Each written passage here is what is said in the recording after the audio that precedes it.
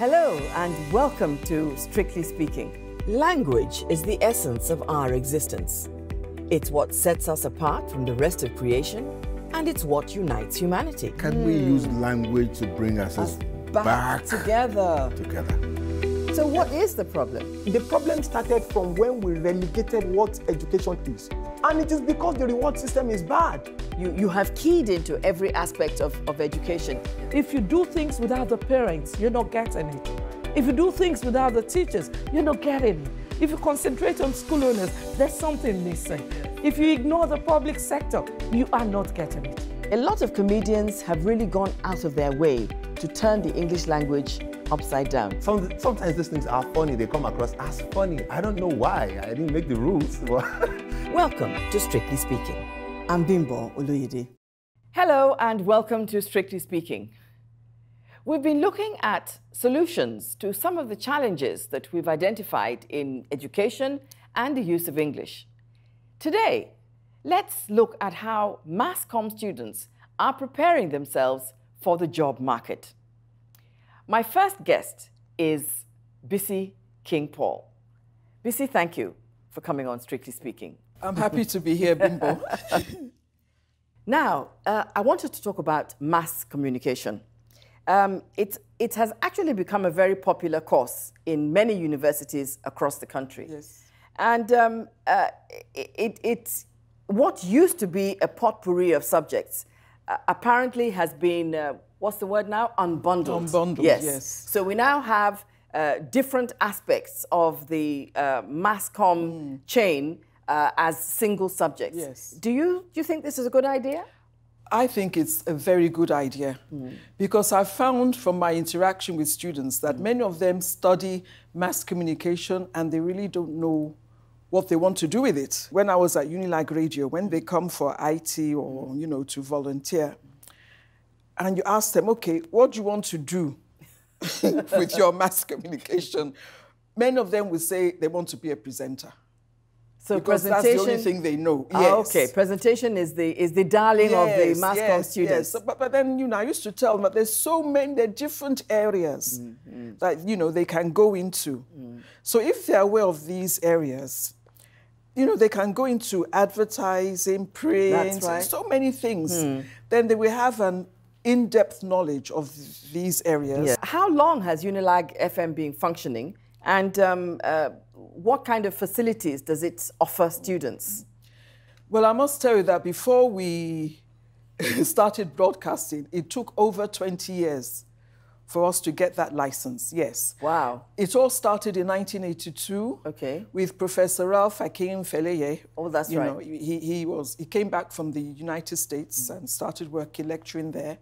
And then he thought, we should have a campus station where the students can, practice what they've learned. And then late Professor Alfred Opubo, he also bought into the idea. So that's when they started the conversation. Okay. That was in 1982. We got the license in 2002. Yes. So really 20 years of conversing. Yes, 2002. So then we were officially commissioned in 2004.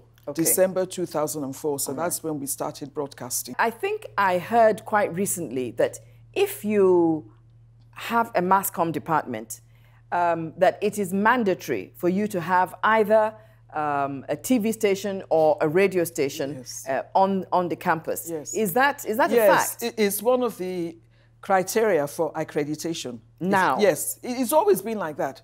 If you have a Department of Mass Communication, when the NUC officials are going around, they want to see that you have something on ground.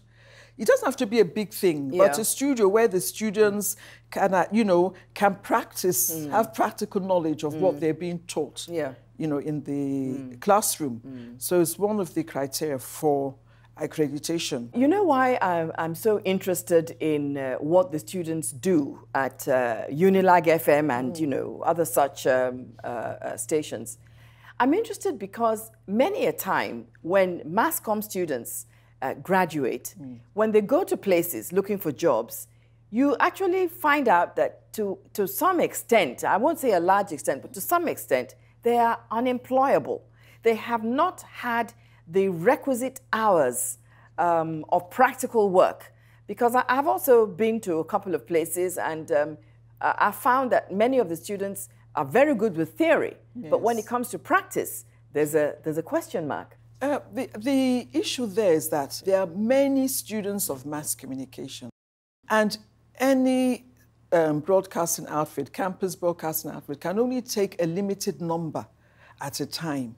Like we used to draw up a roster for them to come, but you can only take a limited number. And they don't really allocate a lot of time for practicals. So they need to allocate more time for practicals so that we be able to take as many as possible.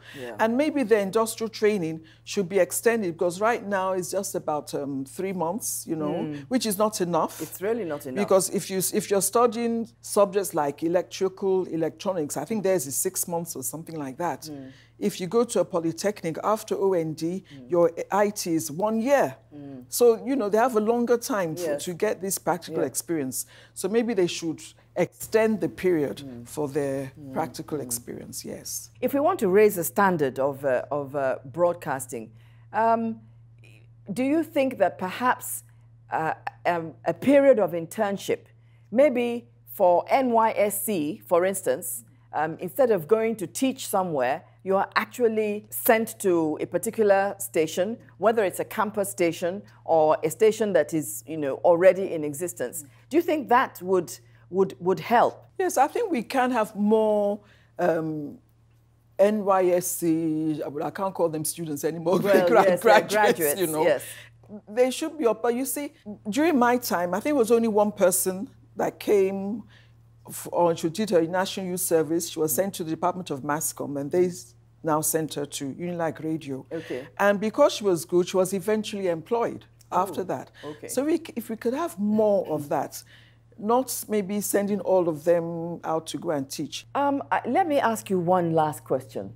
When you sit at home now and you listen to the radio and you watch TV, how do you assess the way our professionals perform? It's not like when we were in broadcasting. You know, we had very strict, shall I say, bosses. We were very professional because we had the training. I mean, broadcast standards are broadcast standards. And I see these standards dropping, or I've seen that they've dropped. Then I always talk about my own experience with students at Unilike Radio. When we have our volunteers and the students, even to get them to, I'm not saying they should write their scripts word for word, but jot down notes of what you're going to say. As a guideline. Yes, so that you don't go on air and you start fumbling. And then they always say, mama, old school, yeah, you know. They say it's old school. But as you go to the FM stations, they don't do that.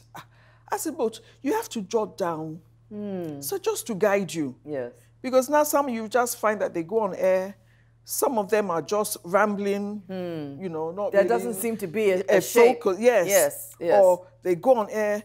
The next thing, they're opening the phone lines. And I always say, you don't have to open the phone lines. Before you open the phone lines, you must have established whatever the subject is. You establish it, have a bit of conversation, and then you open the phone lines for the people to contribute. Well, thank you very much, Bisi, for taking time to speak with me today. It's been an interesting conversation. I hope that students are listening. I hope so.